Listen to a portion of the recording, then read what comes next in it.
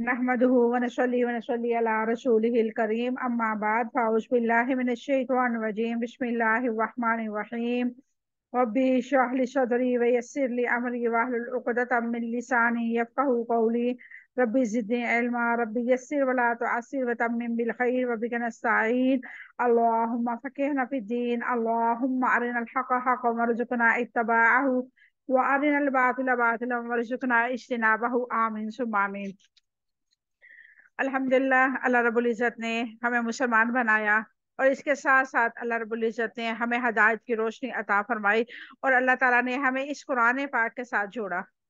और कुरान पाक के साथ जुड़ने के बाद हमें पता चला कि कुरान पाक हमारे लिए मुकम्मल साफ्ता हयात है, जिस पे कदम कदम पे अल्लाह रब्बुल इज़्ज़त ने हमारी रहनुमाई फरमाई है और अल्लाह रब्बुल इज़्ज़त ने हमें जीने का रंग ढंग सिखाया है।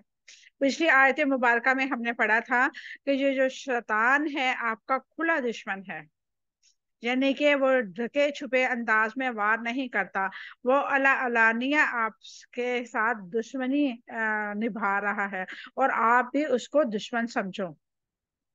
आज की आयत मुबारका में इंशाल्लाह हम मजीद देखेंगे कि अल्लाह रब्बुल इज़्ज़त हमें हमारे लिए क्या फरमा रहा है और हमें इससे क्या नसीहत हासिल करनी है इंशाल्लाह ताला। आगाज करते हैं। आऊज़ु बिल्लाहि मिनश शैतानिर रजीम बिस्मिल्लाहिर रहमानिर रहीम।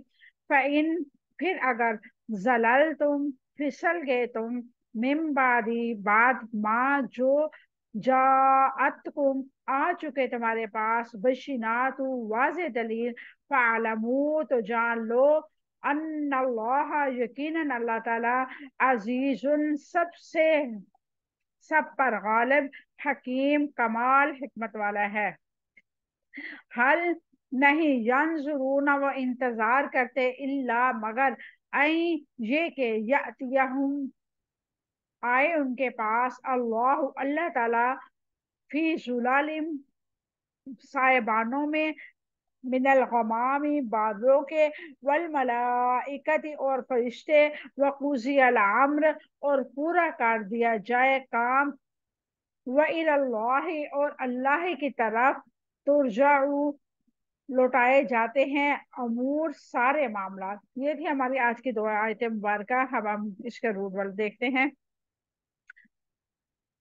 जलाल तुम, फिसल गए तुम, जा लाम लाम इसका रूट वर्ड है। यंजुरून, वो इंतजार करते हैं, नून ज़ा रा इसका रूट वर्ड है। फी जुलालिन, सायबानों में, ज्वात लाम लाम इसका रूट वर्ड है। मिनल गमामी, बादलों के, गैन मीम मीम इसका रूट वर्ड है। वकूजिया, और पूरा कर दिया जाए, काफ द्वाद या इसका रूट वर्ड है।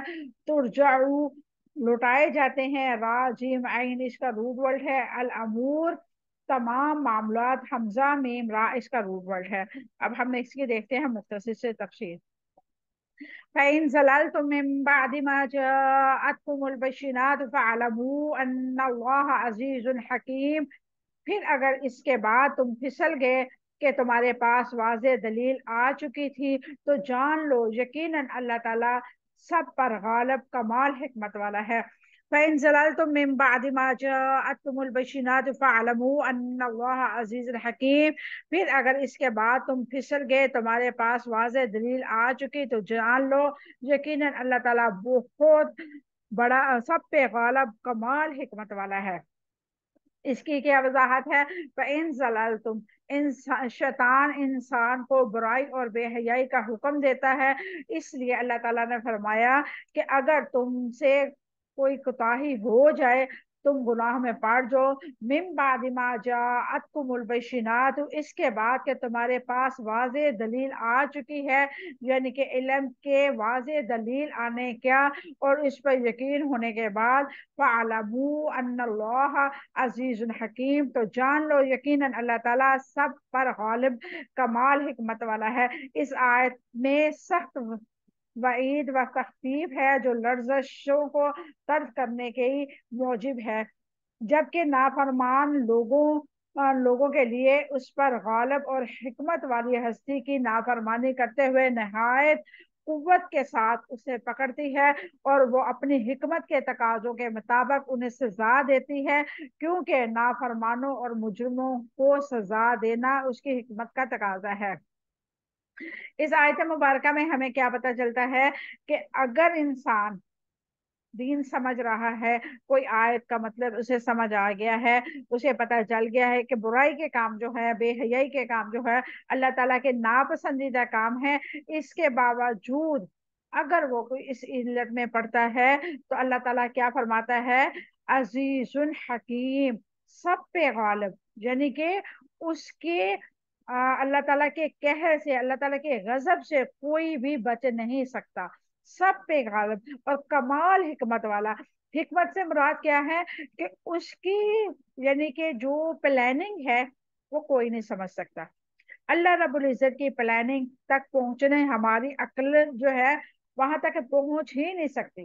کئی دفعہ ہمارے ساتھ ایسا ہوتا ہے کہ بہت برا ہو رہا ہوتا ہے اور ہم بہت پریشان ہوتے ہیں کہ اللہ ہمارے ساتھ ایسا کیوں ہو رہا ہے، اللہ تعالیٰ یہ ہمارے ساتھ ہی برا کیوں ہو رہا۔ ہم بڑے گلے شکوے شکایتیں کرتے ہیں، لیکن کچھ ہی دنوں بعد، کچھ ہی عرصے بعد ہمیں پتہ چلتا ہے کہ وہ جو برا ہوا تھا، آج جو ہمارے ساتھ اچھا ہوا نا، اس برے کا انعام ہے۔ یعنی کہ اللہ رب العزت کی حکمت کو ہمیں تب سمجھ آتی ہے جب اس کا ہم نعم البدل دیکھ لیتے ہیں، اور اللہ تعالیٰ کی یہ حکمت ہے جو اس کے نافرمان ہے، جو مجرم ہے، ان کو سزا دی جائے۔ اگر اللہ تعالیٰ سزا نہ دے گا تو کیسے لوگ جو ہے شیطان کے چنگل سے نکل سکیں گے، کیسے اپنے آپ کو اس فتنے سے بچائیں گے، بے حیائی سے بچائیں گے، نافرمانی سے بچائیں گے۔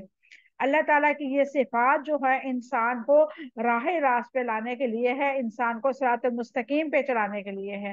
اللہ تعالیٰ جب فرماتا ہے کہ میں زبردست حکمت والا ہوں، بہت ہی بڑا، سب پہ غالب حکمت والا ہوں، تو اگر ہم ان لفظوں کی گہرائی میں جاتے ہیں تو ہمیں کیا پتا چلتا ہے کہ ہم اگر کچھ بھی گناہ کرتے ہیں جانے انجانے میں تو اللہ رب العزت کی ذات میں آ کے ہی رہیں گے۔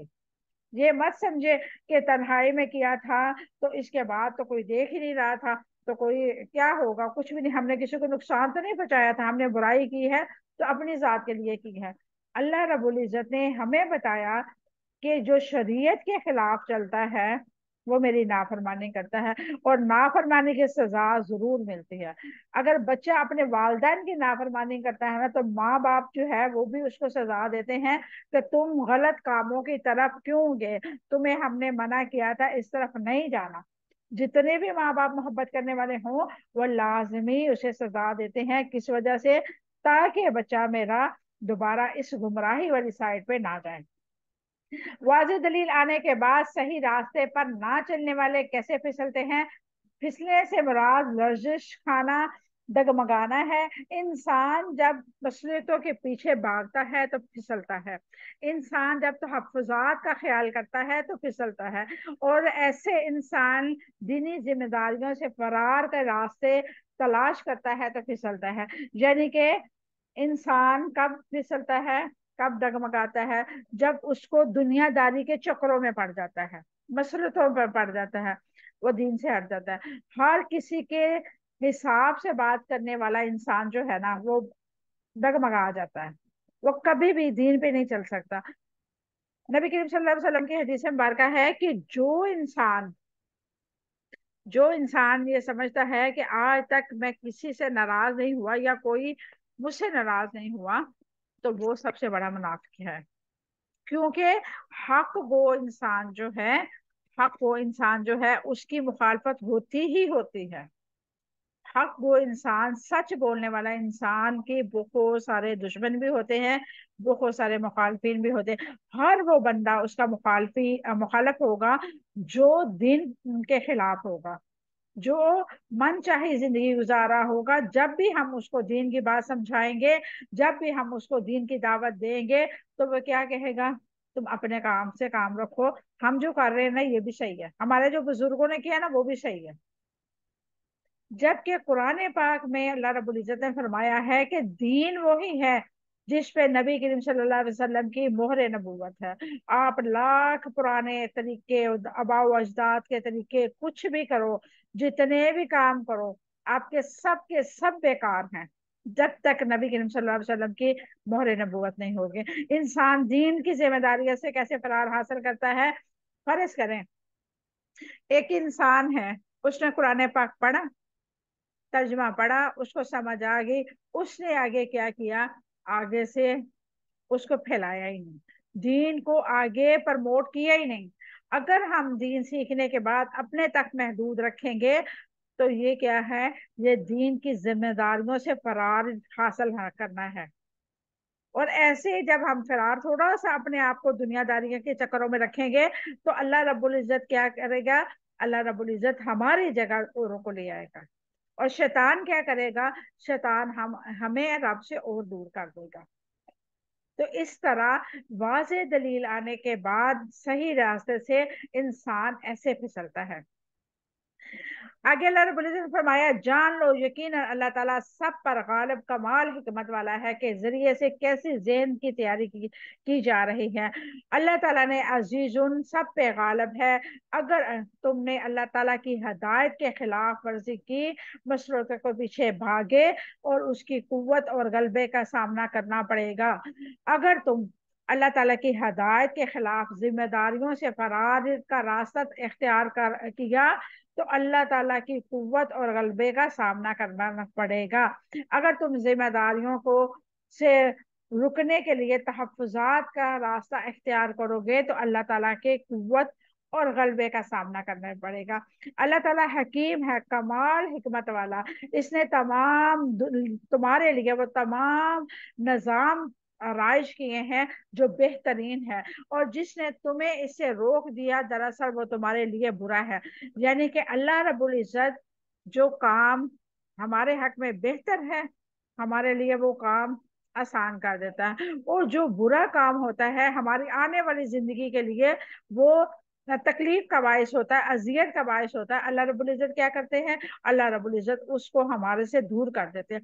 कोई इंसान है, हमें कितना भी प्यारा क्यों ना हो, अगर वो हमारे हक में बेहतर नहीं है तो अल्लाह रब्बुल इज्जत एक टाइम आएगा कि अल्लाह रब्बुल इज्जत उस इंसान के दिल में या हमारे दिल में उसके लिए कुछ रंजिश पैदा फरमा देंगे, और उसका हमारा तल्लक खत्म हो जाएगा। और जब एक बंदे के दिल में कुछ ऐसा आ जाए तो दूसरे बंदे के वो बहुत तकलीफ होती है। कोई भी रिश्ता है, अपनी फैमिली में, अपने बहन भाइयों में कोई भी ऐसा रिश्ता होता है, फर्ज करे किसी ने अपनी बच्ची का रिश्ता किया है और वो लड़का जो है आपकी बच्ची के काबिल नहीं है, लड़कों वालों ने जवाब दे दिया है, उस टाइम लड़की के घर वालों को बहुत तकलीफ होती है। लेकिन असल बात ये होती है कि उस बच्ची के लायक ही वो लड़का नहीं होता।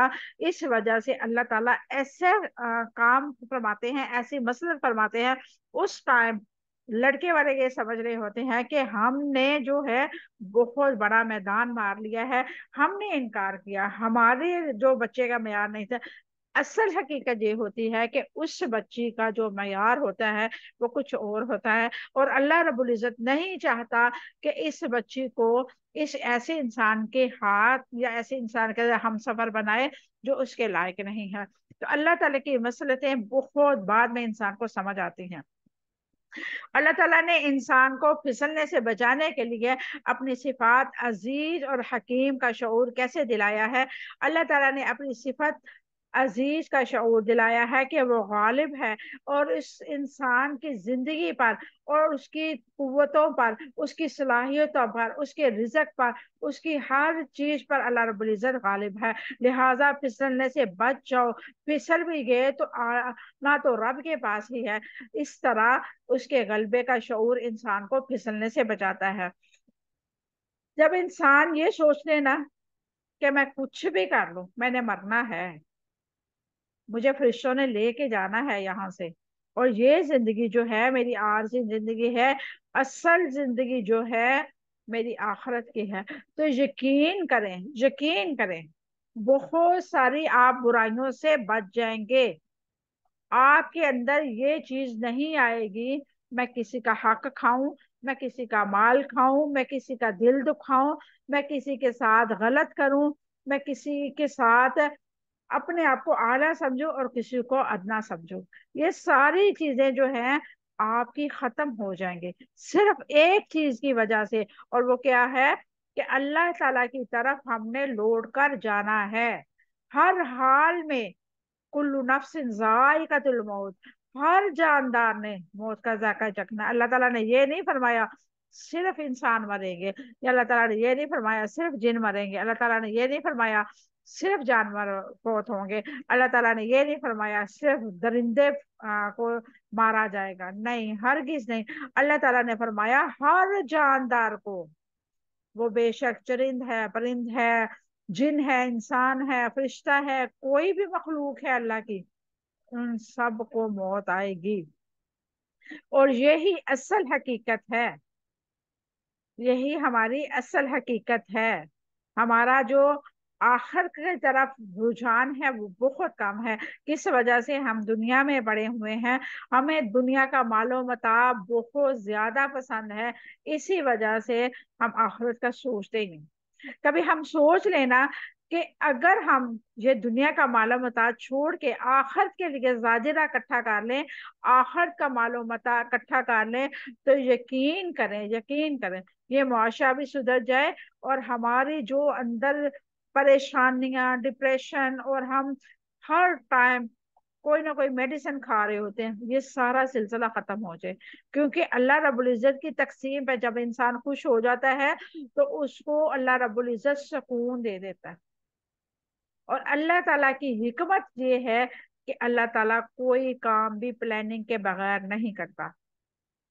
اللہ تعالیٰ نے اپنی صفت حکیم کا شعور دلا کر انسان کو پھسلنے سے بچایا، اور اس کو کوئی حکم، کوئی حکمت سے خالی نہیں ہے، اس لیے شیطان کی دشمنی کی حقیقت بھی کھول دی اور اعمال کا انجام بھی واضح کر دیا، اس لیے پھسلنے سے بچ جاؤ۔ یعنی کہ اللہ رب العزت نے ہماری، جو ہم نے کل آیات پڑھی تھی اس میں کیا بتایا تھا، عدو مبین، شیطان تمہارا کھلا دشمن ہے۔ اس کے بعد اللہ رب العزت نے کیا فرمایا، تمہارے پاس سب کچھ آ گیا، تمہارے پاس علم شعور آ گیا، اس کے بعد اگر تم پھر وہی کام کرو گے تو اللہ رب العزت غالب حکمت والا ہے، بہت کمال حکمت والا ہے، تم سوچ بھی نہیں سکتے اللہ تعالیٰ تمہیں کہاں جا کے پکڑ لے گا۔ اللہ تعالیٰ تمہاری سزا ایسی ایسی جگہ پہ مقرر کر کے بیٹھا ہے کہ تمہاری وہاں پہ سوچ تصور جا ہی نہیں سکتا۔ اس لیے ابھی وقت ہے، ابھی توبہ کر لو اور ابھی اللہ کی طرف لوٹ آؤ، ورنہ تو تمہیں زبردستی جبرن اللہ کی طرف لوٹنا ہی پڑے گا۔ اس سے پہلے کہ اللہ کے مقرر کردہ فرشتے ہمیں، اور خدا نہ خواستہ اللہ تعالیٰ ہمارے حالوں پہ رحم فرمائے، ہمیں ایسے لے کے جائے کہ ہمارے جیسے ایک مجرم ہوتے ہیں مارتے ہوئے، سر پہ ہتھوڑے برساتے ہوئے، اس سے بہتر یہ نہیں ہے کہ ابھی ہم سچے دل سے توبہ کر لیں، اللہ تعالیٰ کو راضی کر لیں، ابھی ہمارے پاس وقت ہے، جب وقت ختم ہو گیا تو پھر ہم کیا کریں گے۔ آگے اللہ رب العزت فرماتا ہے هل ينظرون الا ان ياتيهم الله في ظلل من الغمام والملائكة وقضي الامر والى الله ترجع الامور، اور وہ انتظار نہیں کرتے مگر یہ کہ اللہ تعالیٰ اور اس کے فرشتے اس کے پاس، ان کے پاس بادلوں کے سائبانوں میں آئیں اور کام پورا کر جائیں، اور اللہ تعالیٰ ہی کی طرف سارے معاملات لوٹائے جاتے ہیں۔ هل ينظرون الا ان ياتيهم الله في ظلل من الغمام والملائکۃ وقضی الامر، وہ انتظار نہیں کرتے مگر یہ کہ اللہ تعالیٰ اور اس کے فرشتے اور اس کے پاس بادلوں کے سائبانوں میں آئیں اور وہ کام پورا کر دیا جائے۔ اس کی کیا وضاحت ہے، حل ینظرون، لوگوں کے انتظار سے مراد قیامت کا انتظار ہے، الا ان یاتیہم اللہ فی ظلل من الغمام، مگر یہ کہ اللہ تعالیٰ اور اس کے فرشتے ان کے پاس بادلوں کے سائبانوں میں آئیں۔ دنیا میں اللہ تعالیٰ اور فرشتوں کی آمد کا انتظار ہے، وقوضی الامر، اور وہ پورا کر دیا جائے۔ غائبی حقائق کے ظاہر ہونے کے بعد اسلام قابل قبول نہیں ہے، یعنی کہ آپ کے اوپر موت کا فرشتہ آپ کو نظر آ رہا ہے، یعنی کہ آپ کی حکومت کی طرف سے کوئی سزا مقرر کر دی گئی، جیسے پھانسی ہو گیا یا کوئی بھی اس طرح کے، آپ نے اس دن آپ کو مار دیا جائے گا، اس کے بعد آپ کو خبر ملنے کے بعد آپ توبہ کریں گے تو وہ قابل قبول نہیں ہے. آپ کا ایکسیڈنٹ ہو گیا، بری طرح برا حال ہے، آپ کو پتا اب میں نے مر جانا ہے، ٹھیک ہے، آپ اس وقت توبہ کرو، وہ قبول نہیں ہے.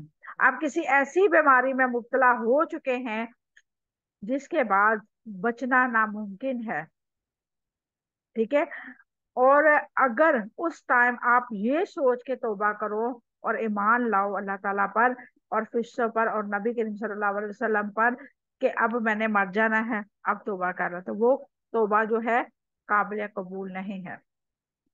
ایسے یقین جیسے ہر انسان کو یہ یقین ہے کہ موت آ کے رہے گی، اس کو خوب سمجھ لینا چاہیے. جب ایسی نشانی آ جائے تو پھر ایمان لانے کی کوئی قدر و قیمت نہیں ہوگی.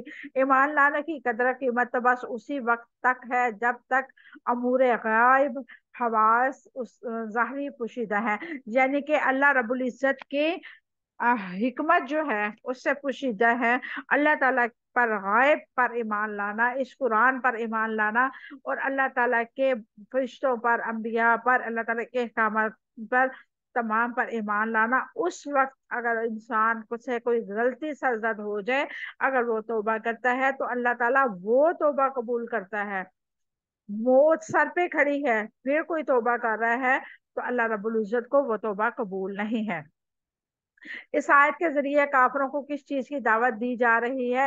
اس آیت میں کافروں کو ڈرایا گیا ہے نبی رحمت للعالمین پر ایمان کیوں نہیں لاتے.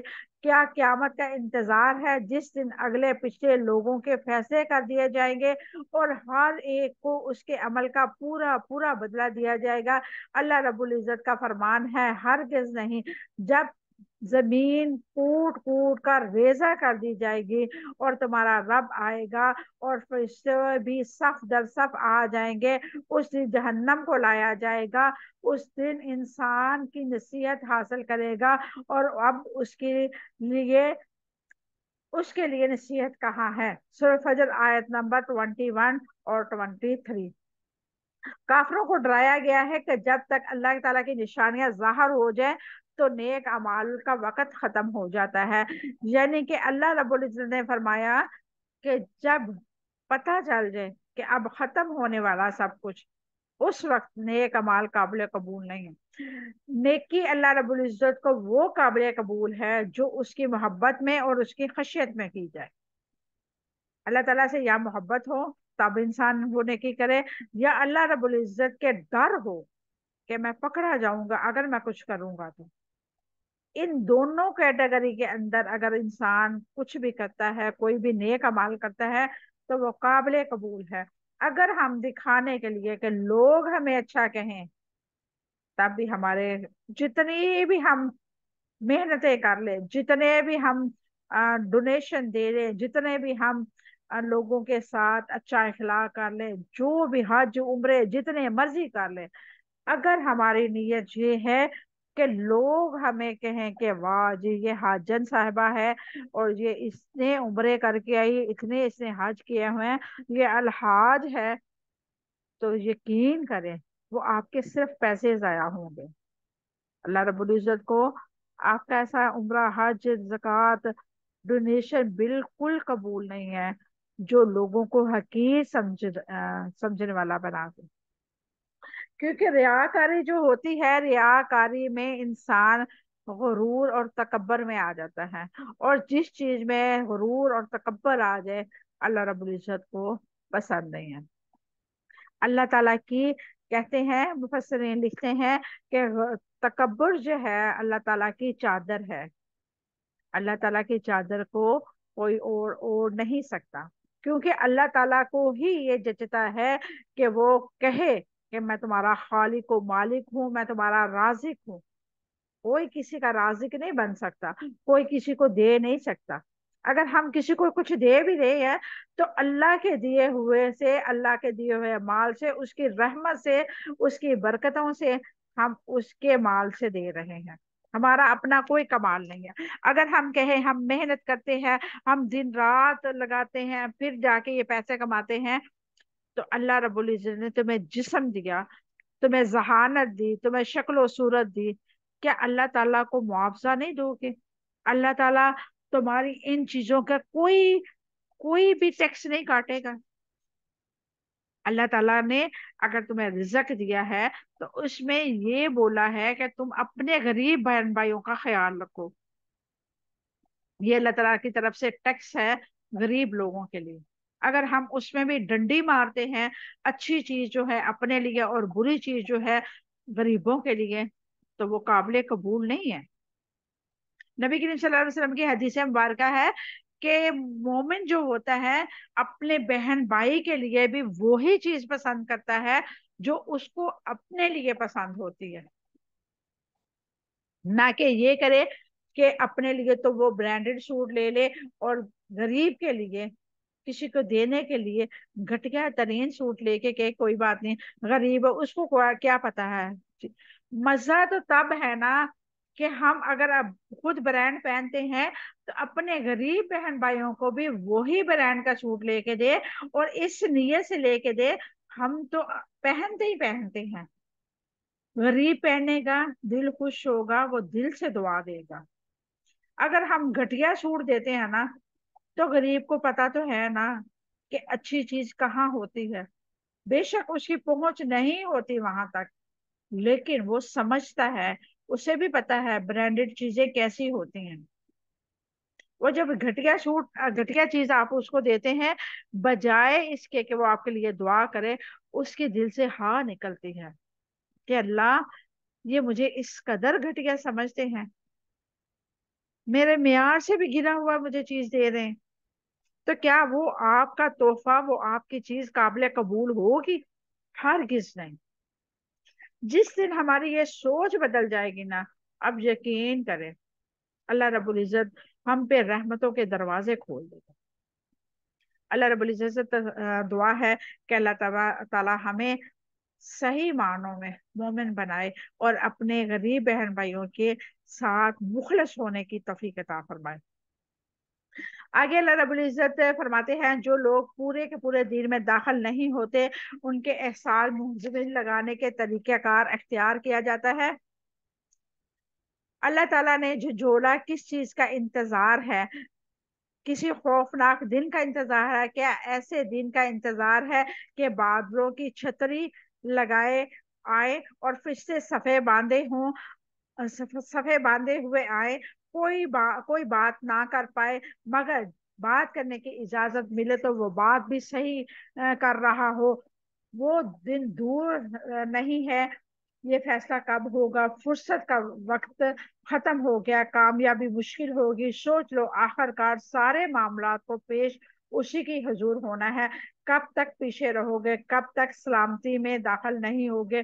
देखो सलामती करीब है, ये दुनिया की सलामती भी और आखिरत की सलामती भी। आओ कदम बढ़ाओ, खौफ ना खाओ, कदम हाथों को हाथ थामो के तो चलोगे, तुम्हारे साथ चलूंगा। अल्लाह रब्बुल इज्जत क्या फरमाता है कि मुझसे सिर्फ आखिरत के लिए ना डरो, मुझसे दुनिया के लिए भी मांगो। मैं दुनिया का मालो मता भी देने वाला हूँ, मैं इस पे भी कादर हूँ। जैसे हमने पहले पढ़ा था कि अल्लाह रब्बुल इज्जत फरमाता है कि अकेला जो दुनिया मुझसे मांगता है उसका आखिरत में कोई हिस्सा नहीं है। अल्लाह रब्बुल इज्जत ने खुद बताया हमें, वमिनहुम मन यकूलु रब्बना आतिना फिद दुनिया हसनतम व फिल आखिरति हसनतम व किना अज़ाबन नार। अल्लाह ताला से दुनिया और आखिरत दोनों की भलाइयां मांगो और जहन्नम से पनाह भी मांगो साथ में। सिर्फ अपने लिए भलाइयां ही ना मांगो, अल्लाह ताला के कहर से, अल्लाह ताला के गजब से भी पनाह मांगो। व इलल्लाहि तुरजाउल उमूर, और उसी की तरफ तमाम मामलात लौटाए जाते हैं। किसकी तरफ तवज्जो दिलाई है? अल्लाह ताला ने तवज्जो दिलाई है कि सारे काम चुनाचा अल्लाह की तरफ लौटाए जाते हैं और अल्लाह ताला ने पूरा पूरा हिसाब लिया है। अल्लाह ताला ने हर एक को उसके अमल की जजा देनी है, इसलिए फौरन इस्लाम कबूल कर लो, अल्लाह के आगे झुक जाओ, तखरीर ना करो। ये सख्त वाइद है। क्या शैतान की पैरवी करने वाले उस दिन इस इंतजार में होंगे जो होल नाकियां होंगी और जालिमों के दिल दहला दे गया, जिसमें फसाद करने वालों को पूरा बदला दिया जाएगा। अल्लाह रब्बुल इज्जत से दुआ है कि अल्लाह ताला हमें मौत से पहले तौबा की तौफीक अता फरमाए, और हम इस दुनिया में जब जाएं تو اللہ رب العزت ہمیں مومنین میں ہمارا شمار فرمائے، ہمارا آخری جو سفر ہو وہ پاکیزگی کی حالت میں ہو، ایمان کی حالت میں ہو، ہمیں اللہ کے مقرر کردہ فرشتے آ کے یہ کہہ کے پکارے، یا ایتھا النفس المطمئنہ ارجعی الی ربک راضیۃ مرضیہ فادخلی فی جنتی فادخلی جنتی وادخلی۔ اللہ رب العزت سے دعا ہے کہ اللہ تعالی ہم سب کو قرآن کے ساتھ ہمیشہ جوڑے رکھے، ہماری موت کو ہمارے لیے تحفہ بنا کے بھیجے۔ اللہ رب العزت ہم سب سے راضی ہو جائے، ہم اپنے رب سے راضی ہو جائیں۔ اللہ رب العزت ہمیں عمل کرنے کی توفیق عطا فرمائے۔ اللہ تعالیٰ سے دعا ہے کہ ہمیں اپنے والدین کے لیے بہترین صدقہ جاریہ بنائے، جن کے والدین حیات ہیں اللہ رب العزت ان کی قبروں پر اللہ رب العزت ان کی زندگیوں میں برکت عطا فرمائے، اور جن کے والدین حیات نہیں ہیں اللہ رب العزت ان کی قبروں پر کروڑ رحمت عطا فرمائے۔ اللہ رب العزت میرے والدین کی قبروں پر بھی کروڑ رحمت نازل فرمائے۔ اللہ رب العزت ہم سب کو اپنے والدین کے لیے بہترین صدقہ جاریہ بنا دے، ہماری آنے والی نسلیں جو ہیں ہمارے لیے بہترین صدقہ جاریہ بنے۔ آمین ثم آمین، وآخر دعوانا ان الحمد للہ رب العالمین۔ سبحان ربک رب العزت عما یصفون وسلام علی المرسلین والحمد للہ رب العالمین۔ السلام علیکم ورحمۃ اللہ وبرکاتہ۔